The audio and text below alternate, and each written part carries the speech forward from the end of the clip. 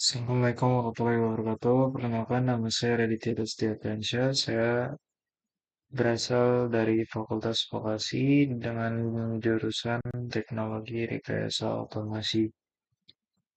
Pada kesempatan kali ini, saya akan membahas mengenai tentang fundamental yang ada di C++.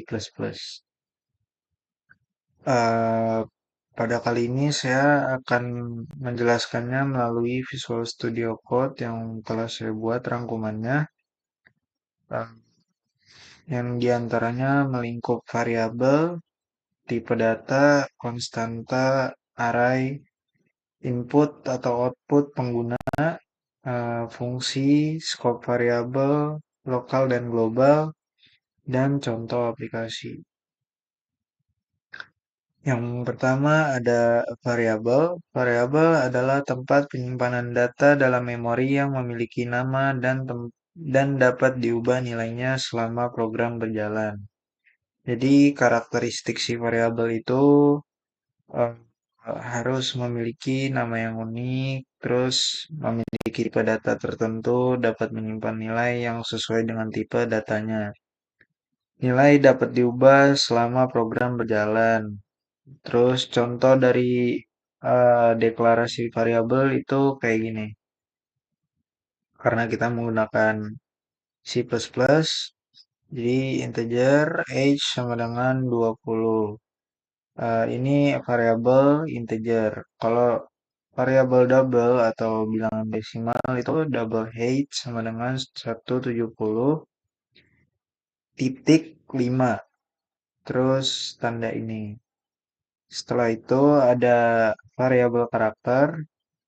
Tinggal ketik char grade sama dengan A. Yang terakhir ada bool, itu variabel boolean. Bool sama dengan istadent sama dengan true. Penjelasannya adalah integer menyimpan bilangan bulat, sedangkan double menyimpan bilangan desimal, char menyimpan satu karakter, dan bool menyimpan nilai true or false. Yang kedua ada tipe data. Tipe data menentukan jenis data yang dapat disimpan dalam variabel dan operasi yang dapat dilakukan padanya. Uh, Tipe data dasar dalam C++ diantaranya ada uh, tipe data yaitu integer, double, float, char, bool, string. Terus ukurannya itu kalau untuk integer 4 byte, double 8 byte, float 4 byte juga, char 1 byte, bool 1 byte, string variabel. Dan untuk rentang nilainya itu eh, integer itu minus 2.147.483,648 hingga 2.147.483.647. Integer age sama dengan ini contohnya integer age sama dengan 20. Terus contohnya seperti yang ada di atas tadi untuk float price sama dengan 99,99, mirip dengan double karena memiliki bilangan desimal. Untuk char ada di atas tadi dan string untuk yang string menggunakan name sama dengan Alice. Petik, tanda petiknya jangan lupa. Ini contoh kodenya.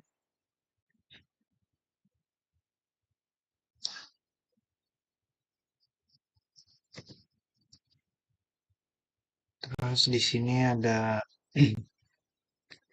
contoh kodenya. Bentar.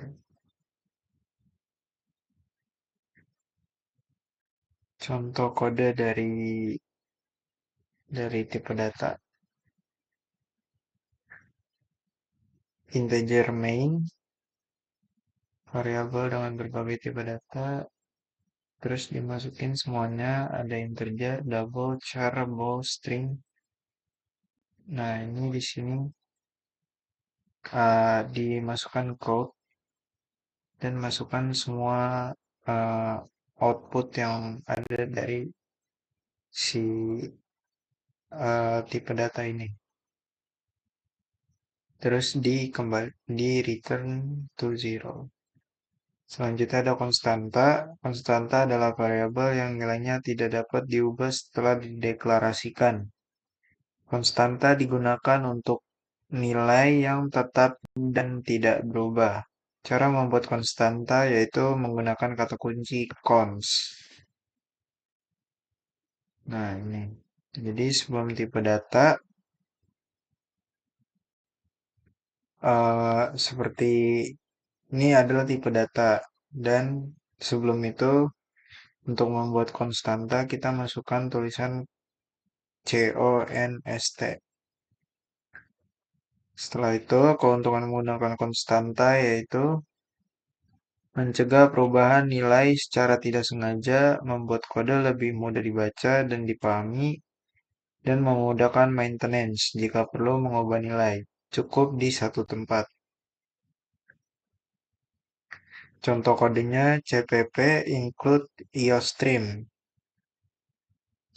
using namespace standard. Ini konstanta dan ini penggunaan konstanta. Selanjutnya ada array. Array adalah struktur data yang menyimpan sekumpulan data dengan tipe yang sama dalam memori yang berurutan. Karakteristik array itu ada tiga, yaitu elemen memiliki indeks mulai dari 0. Yang kedua ada ukuran array dapat ditentukan saat deklarasi atau array statis. Yang ketiga ada menggunakan vektor untuk array dinamis. Ukuran dapat berubah. Array statis contohnya itu seperti ini. Integer number 5. Nah, di sini eh, ada tulisannya 10, 20, 30, 40, 50. Ini eh, bisa kita gunakan untuk array statis. Atau ini yang dinamakan array statis.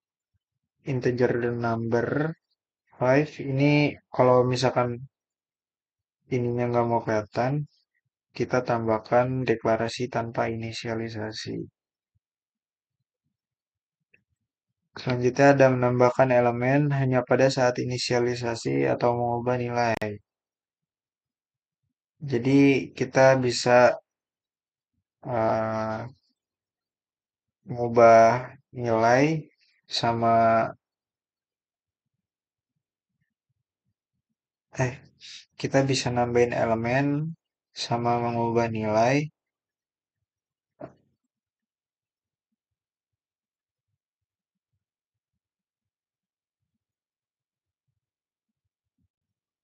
Selanjutnya ada mengakses elemen integer value number 0, mengakses elemen pertama, dan code kurang dari number 2, menampilkan elemen ketiga. Nah, ini untuk menampilkan array. Selanjutnya ada dari vektor array dinamis. Deklarasinya seperti ini menggunakan include vektor, vektor string names.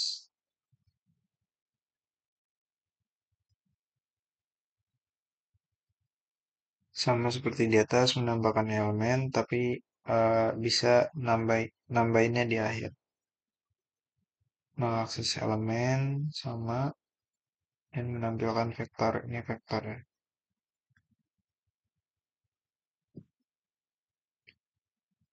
Menggunakan range based loop C++. Contoh kode lengkapnya seperti ini. Ini untuk array dinamis, ini untuk array statis.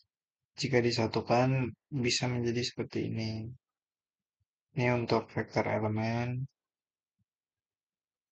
Selanjutnya ada Input atau output pengguna. Input atau output adalah memungkinkan program berinteraksi dengan pengguna melalui keyboard atau input dan layar. eh, dan layar atau output. Output itu sering disebut dengan code. Ini adalah output. Jadi eh, contohnya di sini adalah code hello world. Jadi si hello world ini sama dengan outputnya. Atau juga bisa seperti ini. Untuk input eh, ada sin digunakan untuk input tipe data dasar seperti integer, double, char, string, dan lain-lain. Bisa berhenti membaca pada spasi atau new line. Ini contohnya untuk input sin and getLine. Nah, di sini ada getLine untuk input string digunakan untuk input string yang mengandung spasi, membaca seluruh baris hingga new line. Ini ada string name, code, enter your full name.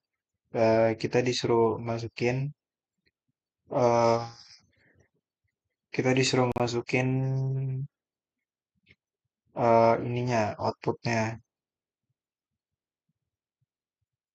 Terus di sini getLine scene name itu, nah ini di sini getLine itu menjadi input string.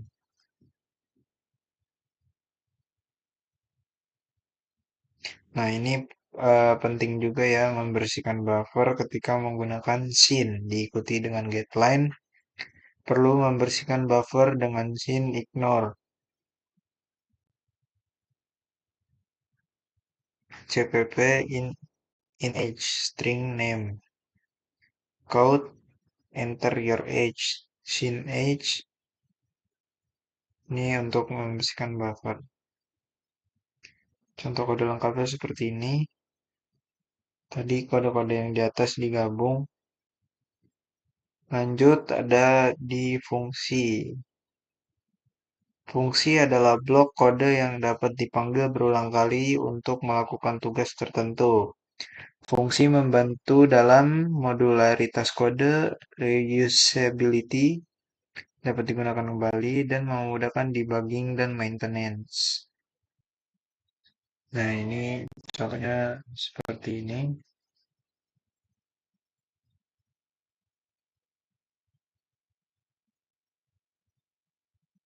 Nah, selanjutnya tadi di fungsi. Fungsi itu adalah blok kode yang dapat dipanggil berulang kali untuk melakukan tugas tertentu. Fungsi membantu dalam modularitas kode, reusability, dan digunakan kembali, memudahkan debugging dan maintenance. Fungsi sederhana tanpa parameter dan return itu seperti ini. Ada void greet, code, hello world, and integer main greet memanggil fungsi. Ini fungsinya. Return to zero. Fungsi dengan parameter, parameter memungkinkan fungsi menerima data dari pemanggil. Contohnya seperti ini.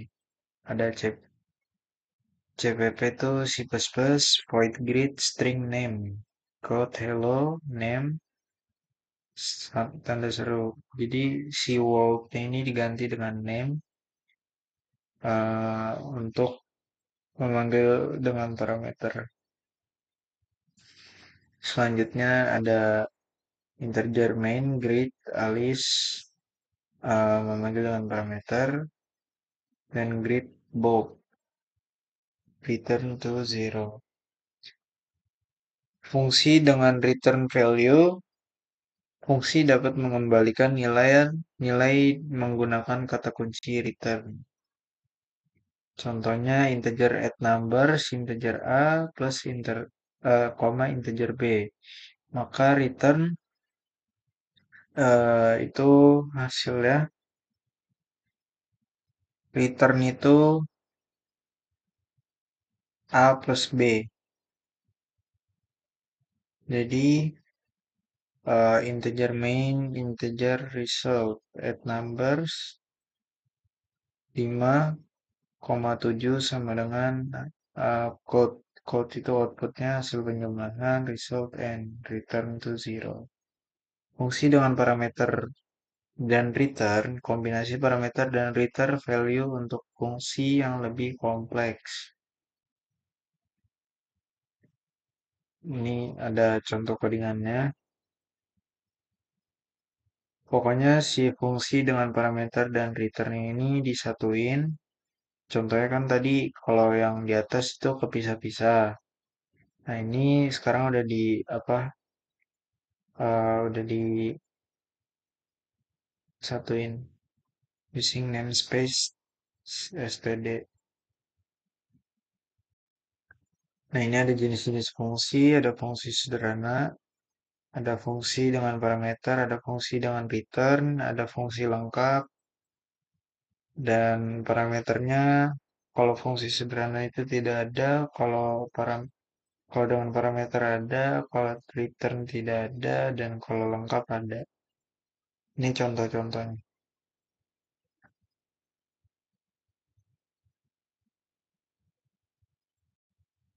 Yang ketujuh ada scope and variable, lokal dan global. Scope itu menentukan di mana variabel dapat diakses dalam program. Nah, ini yang ada variabel lokal dideklarasikan di dalam fungsi atau blok kode. Hanya dapat diakses di dalam fungsi atau blok tersebut.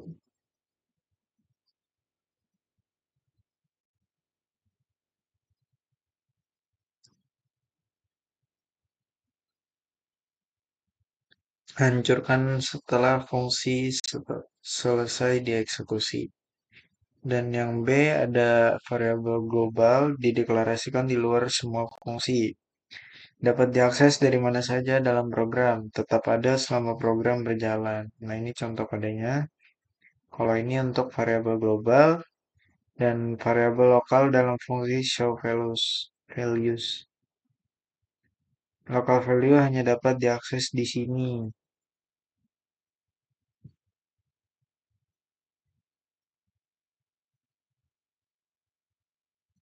Nah, ini selanjutnya ada variabel lokal dalam main, global value dari main, dan local value dari main.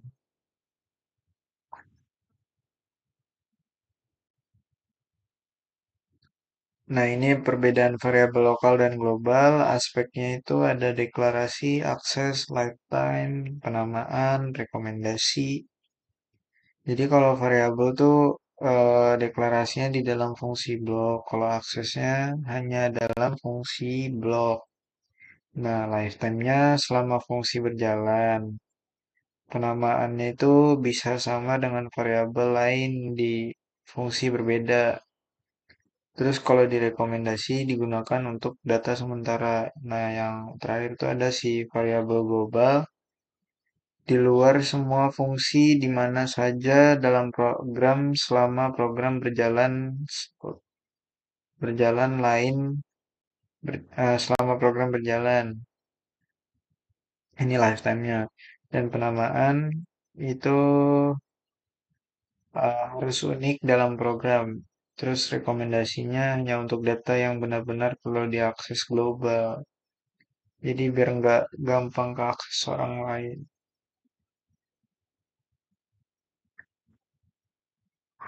Ini ada catatannya juga, hindari penggunaan variabel global berlebihan, variabel lokal lebih aman dan lebih mudah di debug. Variabel global hanya jika benar-benar diperlukan. Jadi kita harus waspada juga pakai variabel global karena emang lebih aman di variabel lokal. Ini ada contoh aplikasi. Yang pertama ada konversi suhu, program untuk mengkonversi suhu antara Celsius dan Fahrenheit. Ini ada rumus Celsius ke Fahrenheit dan rumus Fahrenheit ke Celsius. Ini ada contoh kodenya. Ini fungsi untuk konversi dari Celsius ke Fahrenheit. Nah, kalau yang di bawahnya ada fungsi konversi Fahrenheit ke Celsius. Nah, ini eh, code-nya dan ini output-nya. Nah, ini pasti eh, akan mengeluarkan output yang ada di sini.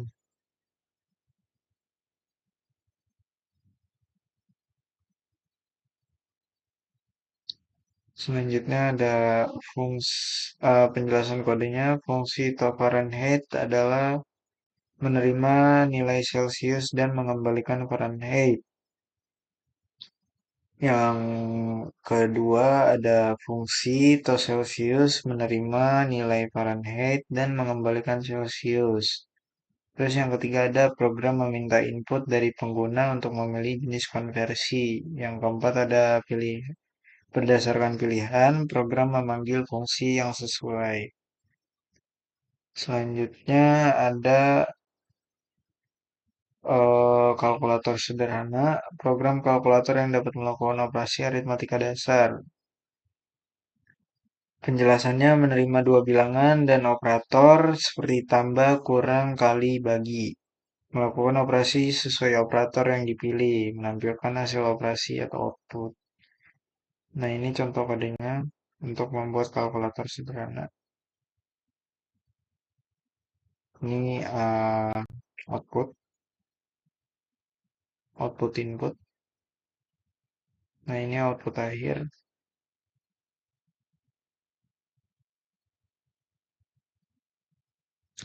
Selanjutnya ada penjelasan kodenya. Program menerima dua bilangan A dan B dan operator OP. Menggunakan switch case untuk memilih operasi berdasarkan operator. Untuk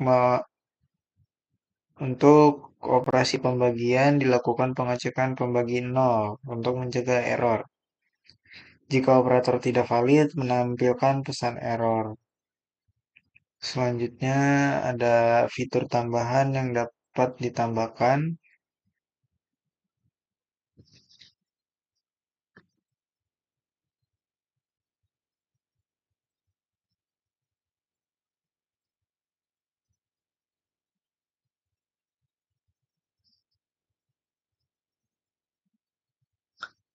Terus ada untuk operasi pembagian dilakukan pengecekan pembagian untuk mencegah error. Jika operator tidak valid, menampilkan pesan error. Selanjutnya ada loop untuk melakukan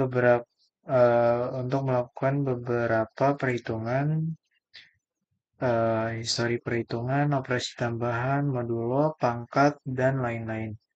Pemisahan kode menjadi fungsi. Ini fitur tambahan yang dapat ditambahkan. Selanjutnya ada pengelolaan data mahasiswa. Program untuk mengelola data mahasiswa menggunakan struktur struct dan vektor. Penjelasannya menggunakan struct untuk menyimpan data mahasiswa, nama, umur, dan GPA. Selanjutnya ada vektor untuk menyimpan multiple mahasiswa. Selanjutnya ada menerima input data dari pengguna dan menampilkan data semua mahasiswa. Ini ada contoh kodenya. Struct untuk menyimpan data mahasiswanya seperti ini. Dan nama mahasiswa, umur mahasiswa, IPK mahasiswa. Nah, ini vektor untuk menyimpan data mahasiswa. Input data mahasiswa itu seperti ini. Dan membuat objek student sementara. Jangan lupa untuk membersihkan buffer dan input nama dengan getLine. Ini output yang akan dihasilkan. Terus menambahkan mahasiswanya ke vektor. Output yang akan dihasilkan adalah ini.